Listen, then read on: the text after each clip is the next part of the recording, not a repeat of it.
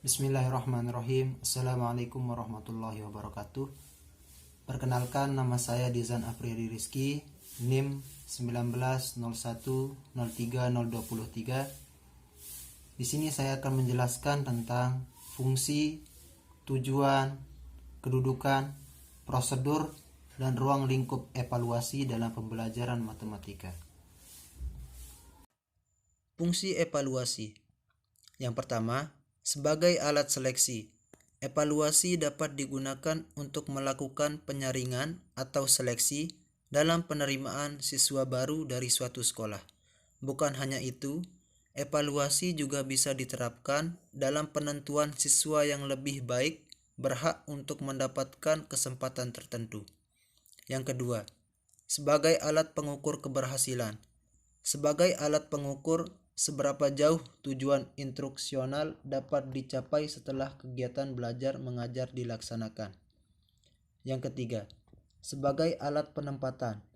Evaluasi dapat digunakan untuk penempatan dalam pemilihan jurusan dan program studi di sekolah menengah atas sesuai dengan minat, bakat, dan kemampuan masing-masing siswa.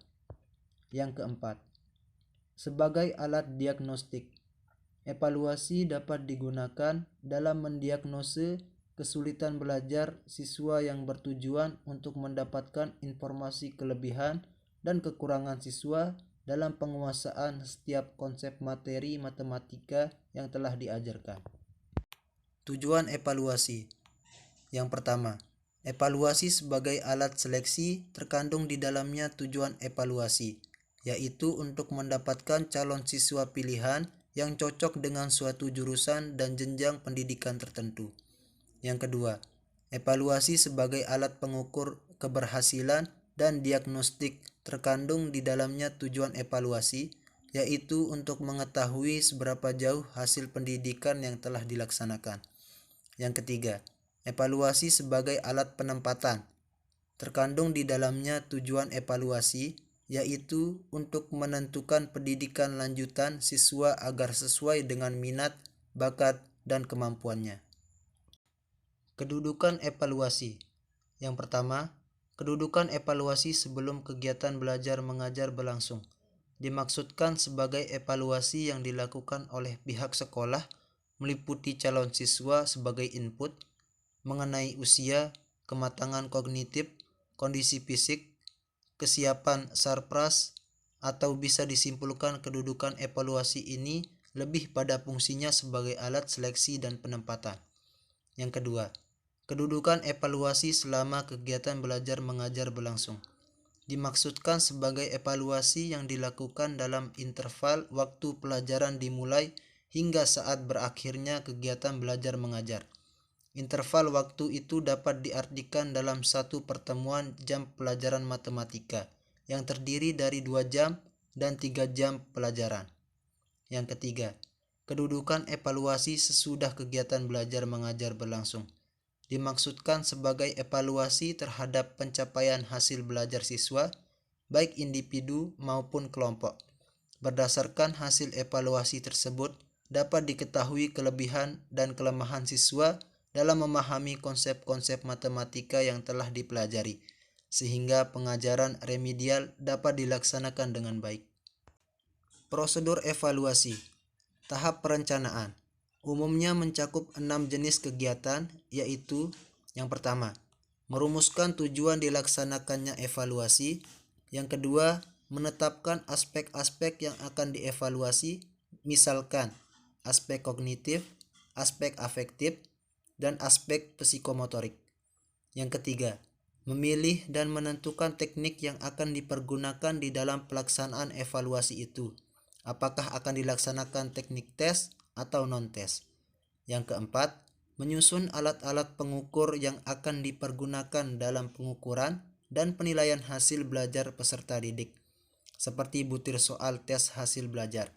Yang kelima, menentukan tolak ukur, norma, atau kriteria yang akan dijadikan pegangan atau patokan dalam memberikan interpretasi terhadap data hasil evaluasi. Yang keenam, menentukan frekuensi dari kegiatan evaluasi hasil belajar itu sendiri. Tahap selanjutnya yaitu tahap pengumpulan data. Terdiri dari pemeriksaan, hasil, dan pemberian skor. Wujud nyata dari kegiatan pengumpulan data adalah dengan dilaksanakannya pengukuran. Tahap selanjutnya, tahap verifikasi data, yakni suatu proses pembuktian kebenaran suatu teori, konsep, atau hipotesa. Tahap selanjutnya, tahap analisis. Terdapat dua pilihan, yakni dengan analisis statistik atau non-statistik, tapi untuk data kuantitatif bisa langsung digunakan teknik analisis statistik.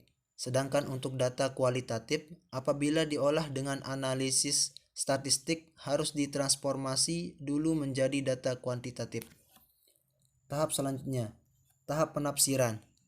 Dimaksudkan sebagai pernyataan atau keputusan tentang hasil evaluasi. Ruang lingkup evaluasi pembelajaran matematika. Objek evaluasi, yakni objek atau sasaran evaluasi merupakan segala sesuatu yang berkaitan dengan kegiatan atau proses pengajaran matematika yang dijadikan titik pusat perhatian atau pengamatan untuk memperoleh informasi tentang kegiatan atau proses pembelajaran matematika tersebut. Ciri-ciri evaluasi. Yang pertama, evaluasi yang dilaksanakan dalam rangka mengukur keberhasilan belajar peserta didik itu, pengukurannya dilakukan secara tidak langsung.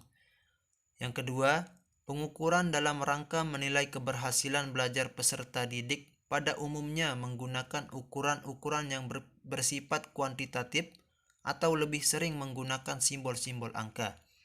Yang ketiga, pada kegiatan evaluasi hasil belajar pada umumnya digunakan unit-unit atau satuan-satuan yang tetap. Yang keempat, prestasi belajar yang dicapai oleh para peserta didik dari waktu ke waktu adalah bersifat relatif atau bisa berubah-ubah. Yang kelima, kegiatan evaluasi hasil belajar sulit untuk dihindari terjadinya kekeliruan pengukuran atau yang biasa disebut dengan error. Evaluasi program pendidikan. Program pendidikan adalah rencana kegiatan yang dirumuskan secara operasional dengan memperhitungkan segala faktor yang berkaitan dengan pelaksanaan dan pencapaian program dalam ruang lingkup pendidikan. Ada dua cara untuk mengevaluasi program pendidikan, yaitu evaluasi secara rasional dan evaluasi secara empiris. Evaluasi hasil belajar yang biasa dilakukan dengan tes. Evaluasi hasil belajar dapat dilakukan pada saat kegiatan belajar mengajar berlangsung atau sesudahnya. Selama kegiatan belajar mengajar berlangsung, siswa dapat dievaluasi melalui tanya jawab lisan sambil mengarahkannya pada konsep atau materi baru. Evaluasi non hasil belajar atau yang biasa disebut dengan non-tes. Evaluasi non-tes adalah evaluasi di luar evaluasi hasil belajar. Evaluasi non-tes titik beratnya adalah bidang afektif, seperti sikap dan minat siswa terhadap pelajaran matematika. Sekian penjelasan dari saya. Mohon maaf apabila masih banyak kekurangan dan kekeliruan. Sekian, wassalamualaikum warahmatullahi wabarakatuh.